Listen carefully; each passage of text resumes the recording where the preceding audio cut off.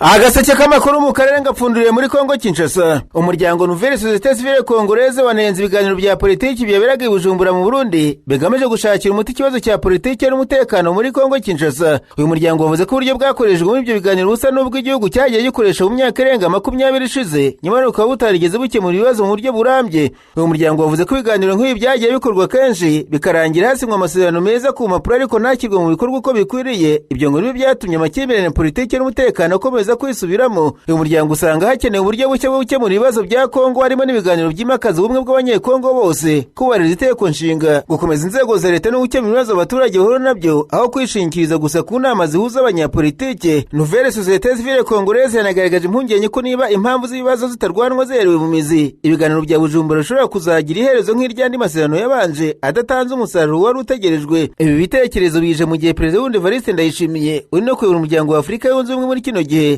yakiriye Bujumbura abayobozi b'amadini n'abahagarariye amashyaka arwanya ubutegetsi muri Kongo mu rwego rwo gushishikariza ibiganiro, ubumwe n'uburyo bw'amahoro bwo gukemura ibibazo igihugu kirimo. Naho umugaba mukuru wungirije w'ingabo z'umutwe wa M23 ushinzwe ibikorwa General de Brigade Bernard Mahesha Byamungu yagaragaye mu gace ka Mpuezero nyuma y'iminsi mike ingabo ayoboye na Twirwaneho bishubije kariya gace ko mu misozi miremire. Kuwa gatandatu tariki 4 z'ukwezi kwa kane nibwo Twirwaneho M23 bigaruye kariya gace k'ingenzi nyuma yo kwirukana n'ibyo ry'ingabo zirwana ku ruhande rwa leta ya Kongo zirimo FARDC, ingabo z'u Burundi, Wazalendo, FDLR, P5 n'abacancuro. Byamungu yagaragaye Mpuezero mu gihe abandi bayobozi bakuru ba M23 barimo Bertrand Bisimwa, Freddy Kaniki na Lawrence Kanyuka nabo bamaze iminsi mu gace ka Minembwe. Kuwa gatatu tariki 8 Nyakanga abayobozi bagaragaye bari kumwe n'abaturage bari mu giterane cyo gushima Imana yabafashije gusubiza inyuma ingabo za leta zari zimaze umwaka urenga zaragose kariya gace. Kugaragara ko abayobozi bakuru ba gisirikare na politiki muri kariya gace abenshi babifashe nk'ikimenyetso simuziga cyerekana ko Minembwe n'uduce tw'ingenzi turi hafi yayo byamaze kubohorwa burundu. Abasesenguzi kandi bagira kuri bagashimangira ko kuba Byamungu ari muri kariya gace bica amarenga yuko M23 na Twirwaneho bagomba gukomeza kwigiza kuri umwanzi, aho amaso yose kuri ubu ahanzwe imijyi ya Baraka na Fizi, mu gihe hari n'abagera kuri bakavuga ko n'umujyi wa Kalemie wo mu ntara ya Tanganyika nawe ushobora kuba uri bumbona inziri ya mitwe.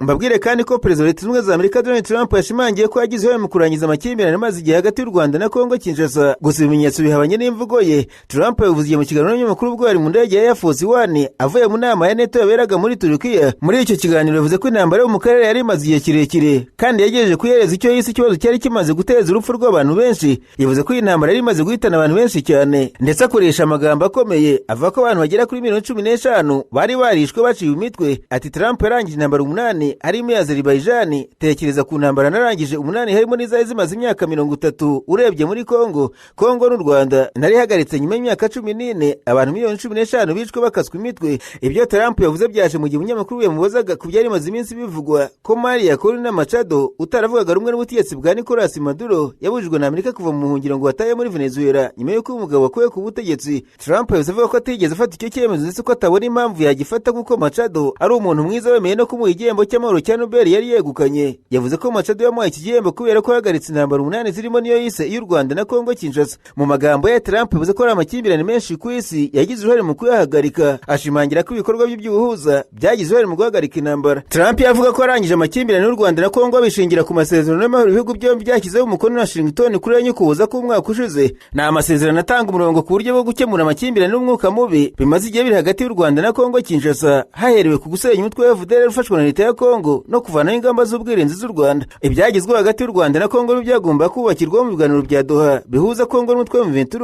uharanira uburenganzira bw'abanyekongo bavuga ikinyarwanda. Gusa bisa naho icyizere cyaraje amasinde, nubwo Trump avuga ko intambara muri Kongo yarangiye bisa naho ikibazo kikiri kibisi kuko u Rwanda rushinja Kongo kutubahiriza ibikubiye mu masezerano ya Washington haherewe ku gusenya umutwe wa FDLR kuko ukomeje gufatanya na FARDC mu ntambara ihanganye na FC23 mu nasizo bw'icyo gihugu. Ni mu gihe kandi imirwano ikomeye ikomeje hagati ya FC23 na FARDC muri Kivu y'Amajyepfo mu bice bitandukanye bya komine Minembwe. Mu mpera z'icyumweru gishize abarwanyi ba MLDP Twirwaneho bafatanyije na FC23 batangaje ko bafashe agace ka Mpuezero, Karenge, Mikenge, Gitavi, Irundu, Kalongi, Gakenke, Rubemba, Bicumbi, Baruta, Rwicankuku byari byafashwe n'ingabo za leta ya Kongo, iz'u Burundi, FDLR, Wazalendo n'abacancuro. Tariki 8 Nyakanga imirwano ikomeye kandi yongeye kubera muri ibyo bice yanganijeho ry'ingabo zirwana ku ruhande rwa leta ya Kongo na Twirwaneho yabereye cyane mu bice bya Rugezi, Murima, Puenzo Rwenzero, Kazaroho, Biraro, Mbiri na Mikenke. Ni mu gihe impera z'ukwezi kwa Kamena nazo zaranzwe n'imirwano ikomeye hagati y'Abazalendo na FCM Ventura hafi y'umujyi wa Ngungu muri Masisi na Rubaya, Mbibwe, Minjenje na Pinga. Trump atangaje ibi kandi mu gihe hari abanenga uburyo Amerika yitwara mu kibazo ikabogamira ku ruhande rwa Kongo ko itagira iryozwa unyurwa ry'amasezerano ikora, ahubwo igashyira imbere gufatira u Rwanda ibihano. Mu kiganiro aherutse kugirana na France 24, Minisitiri w'Ububanyi n'Amahanga w'u Rwanda Olivier Nduhungirehe yagaragaje ko nta gisubizo ibihano bishobora kuzana hagati y'u Rwanda na Kongo.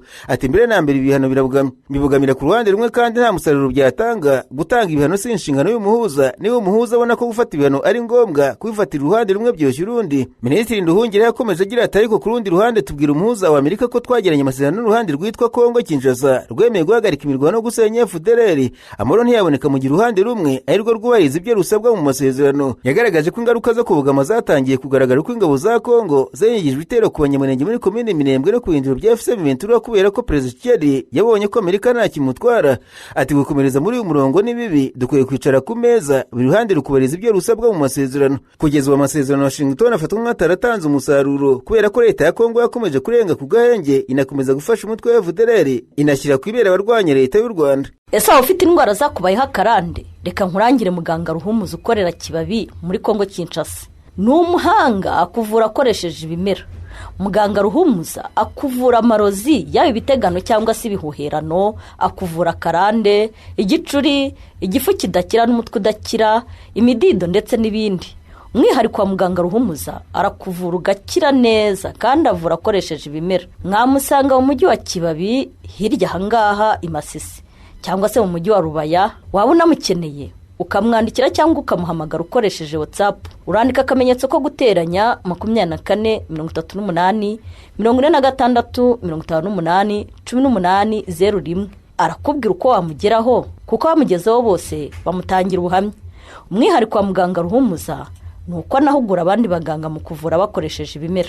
Ndaranganisha amaso ibinyamakuru byandikirwa muri Kenya. Abanyamakuru bashyize amakaramu ku mpapuro barandika. Banditswe umuyobozi mukuru w'ishyaka ODM Dr. Oburu Odinga asabye Perezida wa Kenya William Ruto gukomeza gushyira mu bikorwa gahunda zikomeye za leta adacogozwa n'abanenga ibikorwa bye. Yavuze ko impinduka zikomeye zisaba ubuyobozi bufata ibyemezo bikomeye nubwo ari ababirwanya. Amusaba gukoresha igitugu ariko kirimo ubumuntu. Oburu yabivugiye mu muhango Perezida Ruto yashyiriragaho umukono ku itegeko rishyiraho ikigega cy'igihugu cy'ubukungu n'ishoramari wabereye mu ngoro y'umukuru w'igihugu Nairobi. Yavuze ko mu mateka za guverinoma nyinshi zagiye zinanirwa gushyira mu bikorwa amavugurura akomeye kubera igitutu cy'amatsinda y'abantu bafite inyungu bwite. Yasobanuye ko bwari umunyamabanga wa leta uwungirije ushinzwe imari yiboneye uburyo inyungu z'abantu ku giti cyabo zashoboraga kubangamira imishinga minini y'iterambere bigatuma igihugu kidatera imbere uko bikwiriye. Oburu yanashimye gahunda y'ikigo gishinzwe ubwishingizi bw'ubuzima Social Health Authority, azivuga nk'imwe mu mpinduka zikomeye igihugu cyagezeho mu rwego rwo kugeza ubuvuzi kuri bose. Yavuze ko abantu banenga icyo kigo batareba ibyiza kimaze kugeraho, agaragaza ko Abanyakenya barenga miliyoni 30 bamaze kwiyandikisha muri iyo gahunda kandi ko intambwe ikomeye iganisha ku ntego yo kugeza serivisi z'ubuzima kuri buri muturage. Oburu yavuze ko yizeye ko abaturage bazageraho bakabona ko zimwe muri izi gahunda za leta zifitiye igihugu akamaro gakomeye kuruta abarwanya ubutegetsi. Ku ruhande rwe Perezida Ruto yashyize umukono ku itegeko rishyira ikigega cy'igihugu cy'ubukungu n'ishoramari kizafasha Kenya kuzigama no gushora imari y'amafaranga y'ikirenga igihugu kibona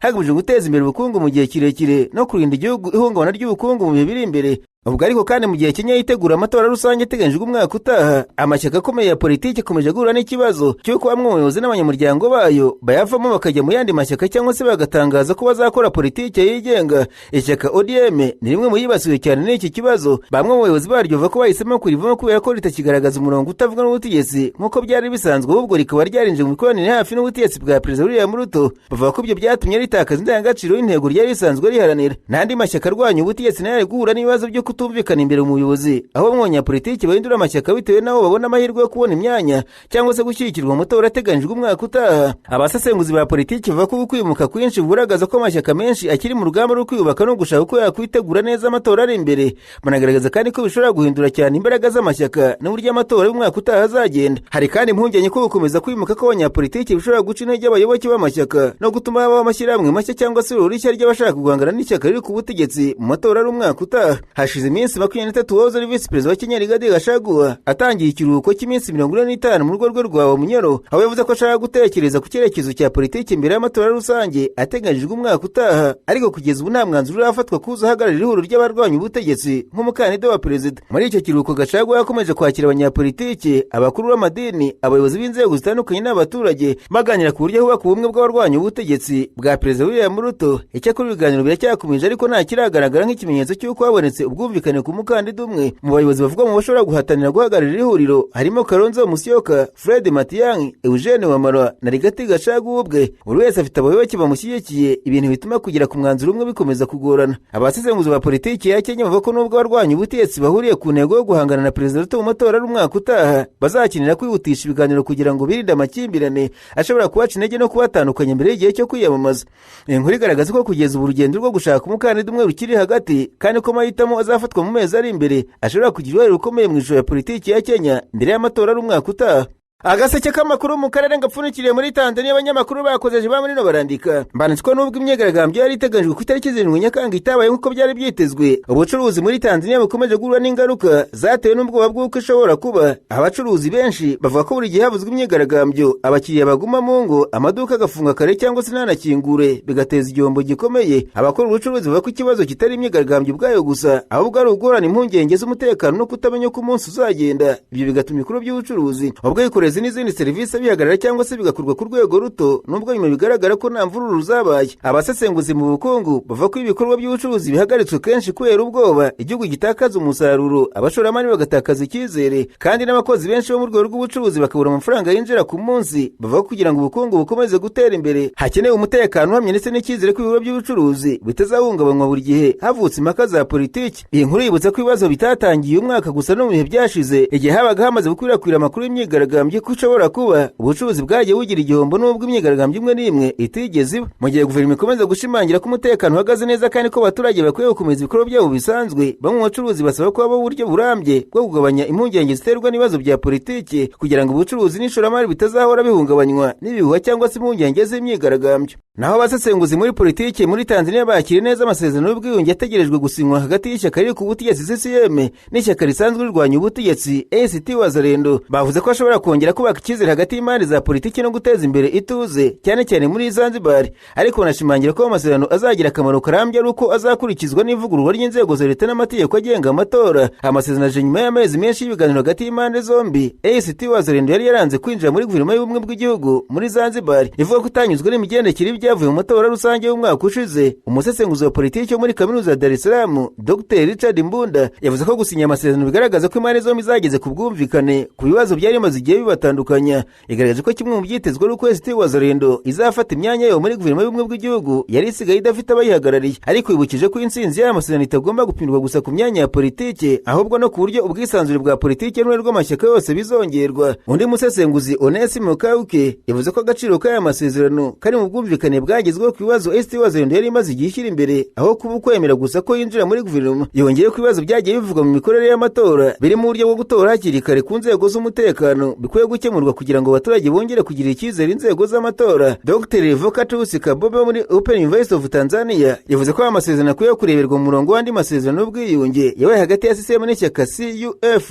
mu bihe byashize. Yavuze ko ibiganiro bishobora kugabanya amakimbirane no kongera kubaka icyizere, ariko ko bitazatanga umusaruro urambye mu gihe bidaherekejwe n'ivugururwa ry'inzego z'amatora, amategeko, ubwisanzure bwa politiki n'uburyo bwo gukemura amakimbirane ashingiye ku matora. Abasesenguzi bose bavuze ko aya masezerano ashobora kuba intambwe nziza iganisha ku mahoro n'ituze muri Zanzibar no muri Tanzania muri rusange, ariko bakibutsa ko ikigaragaza intsinzi yayo atari umuhango wo kuyasinya gusa, ahubwo ari ishyirwa mu bikorwa ry'impinduka zifatika zizongera icyizere cy'abaturage mu miyoborere no muri demokarasi. Ishyaka rirwanya ubutegetsi muri Tanzania Chadema ariko ryamaganye rikomeje ifungwa ry'abayobozi bane baryo mu turere twa Tanga na Manyara. Ryavuze ko bafashwe mu buryo bunyuranyije n'amategeko bazira gushinjwa gutegura imyigaragambyo yari iteganyijwe tariki 7 Nyakanga. Abafunzwe barimo Ramia Kisarazo, umunyamabanga wa Chadema mu karere ka Handen Ruro, harimo kandi Nusura Kihiyo, umunyamabanga w'umuryango w'abagore ba Chadema cyangwa se Bawacha mu karere ka Tanga, barimo Ezekiel Mbwiro, perezida wa Chadema mu gace ka Korogwe, na Emmanuel Hare, umunyamabanga w'urubyiruko rwa Chadema mu karere ka Mburu bafatiwe abantu hatandukanye ku itariki 5 Nyakanga mbere y'umunsi imyigaragambyo yari iteganyijwe. Umunyamabanga wa Chadema mu majyaruguru ya Tanzania Yohana Kaunya yavuze ko ishyaka ritumva impamvu abayobozi baryo bakomeje gufungwa kandi imyigaragambyo ivuga ko bateguye itarigeze iba. Yavuze ko niba imyigaragambyo itarabaye bigoye kumva icyo bashinjwa gutegura, bityo asaba ko bahita barekurwa. Chadema ivuga ko ifungwa ry'abo bayobozi ari igikorwa cyo gukandamiza abarwanya ubutegetsi no kubabuza gukora ibikorwa bya politiki mu bwisanzure.